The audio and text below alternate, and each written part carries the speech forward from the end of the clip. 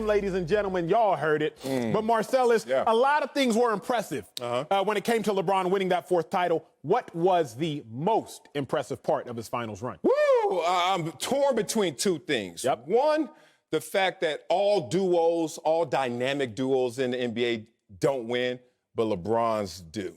He figures out a way to work with Kyrie Irving, Dwayne Wade, and now Anthony Davis. He figures out. Everyone's going to say, oh, they're top players. Of course, it's easy. No, it's not so easy because I can name other duos that don't do it. But the one I'm going to land on is really how he builds a winning culture no matter where he goes, to the point where he walks around with that winning culture tool belt and just starts to go to work no matter where he lands, including in Cleveland when he's forced to play for Cleveland, his hometown team, because he's drafted there. And he drags them to the finals. No chance of winning, but drags them to the finals with that tool belt.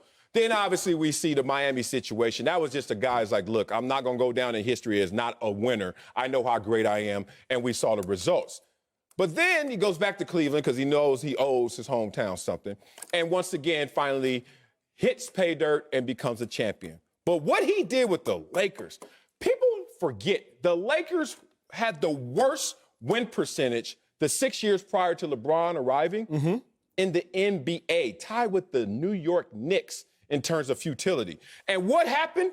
LeBron gets here, suffers his first major injury, and they don't make the playoffs. So that momentum of that losing culture that came out of nowhere, the Los Angeles Lakers, second all-time in championships to the Boston Celtics, stuck at 16 in Lakerland, that's how they feel, and they're not making the playoffs. Not only not making the playoffs, they're the worst team outside the Knicks.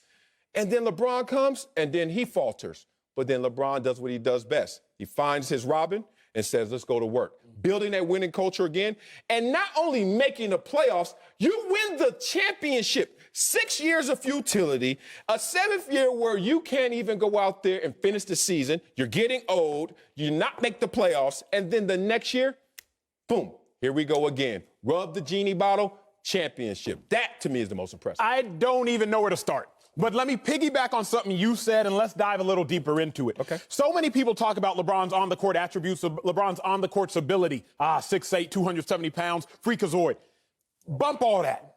Let's talk about the humility. That, to me, is my first lap of most impressive. Dynamic duos. Russell Westbrook, James Harden. Dynamic duo. Did they make it to the finals? Nah, they didn't. PG and Kawhi. That is a dynamic duo. I didn't want to bring up names. They didn't go very far, though, did they? No. You got Russ and PG when they was with the Thunder. Dynamic duo. You got CP3 and Harden. You have dynamic duos. But LeBron is not only talented, he's talented and humble. You got guys where LeBron let AD make that shot against the Nuggets. Okay. Let AD make the shot. We were building beef. LeBron should have took it. He should.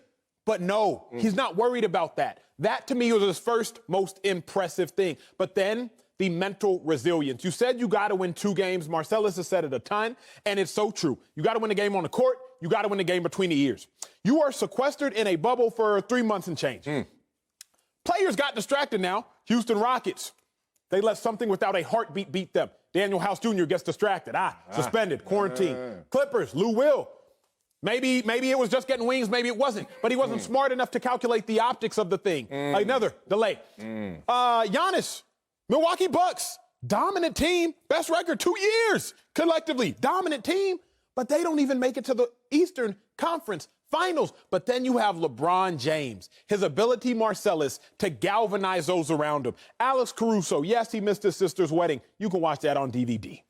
But everybody about to watch you as a champion for the rest of time. So LeBron's ability, Marcellus, to galvanize. My first lap, here's how I'm going to end it.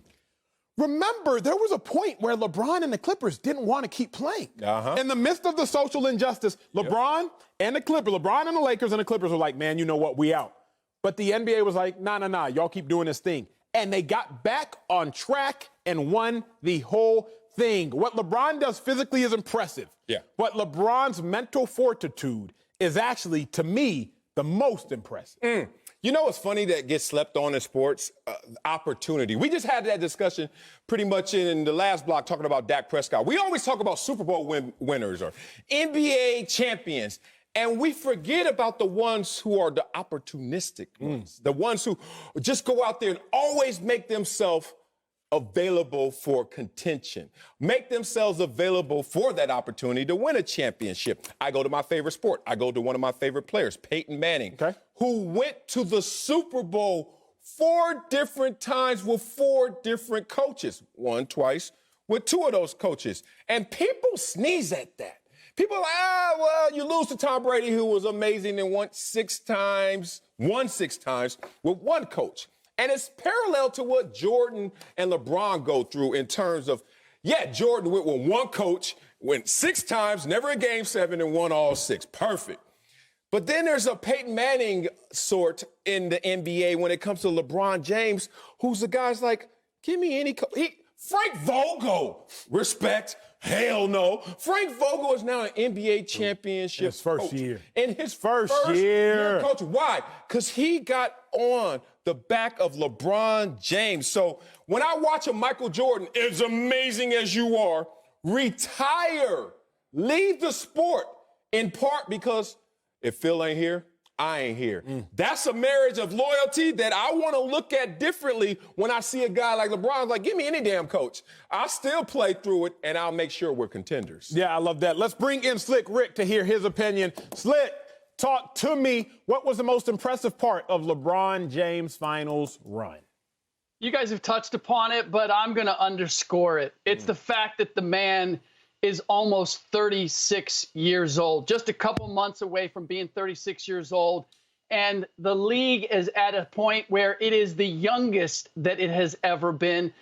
And you know what we say? It's a young man's game. And yet, as I watched LeBron James play, I never saw that. And keep in mind, we're talking about not just a normal season, but where we had a 4-month shutdown and he had to restart those engines. And I know for you, Acho, that 36 is some foreign land where primary colored suits do not grow, and it's just a place to fear. But Marcellus, yes, sir. You know, as you get closer to 40, the body changes, and the ability to get it into its into its necessary state to compete is a huge challenge. Yes. And he answered that, and he not only answered it, but as we watched him play, it never came up. Like, you didn't see him playing like a 35-year-old, almost 36. You didn't see him ultimately making that concession. In fact, he played more minutes than anybody else on the Lakers and was second in the finals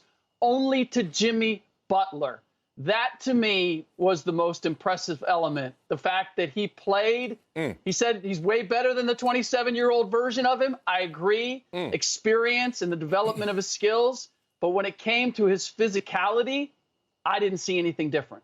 Gentlemen, in a day and age where words and someone's words are so incredibly meaningless and so futile, LeBron James, his words, actually, you can count as his yes and his no is his no. LeBron, he named the school the I Promise School.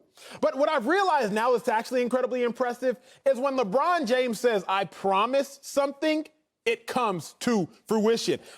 July 2010, LeBron promises multiple titles to Miami. Well, second season there, he delivers his first one and again gets multiple there. July 2014, he promises a title for Northeast Ohio. And by the 2016 season, second season there, he wins it. January 27, 2020, a day after Kobe's tragic death, LeBron James says, I promise to continue your legacy, Kobe Bean Bryant, a legacy which was founded upon winning championships for the Lakers. And LeBron just yesterday did just that. So to me, what is also equally as impressive is LeBron James, when he makes a promise, he delivers on it each and every single time. Oh, you want to say words are meaningless more so than ever in history, except Wileyism. So let me give you a Wileyism of who LeBron is.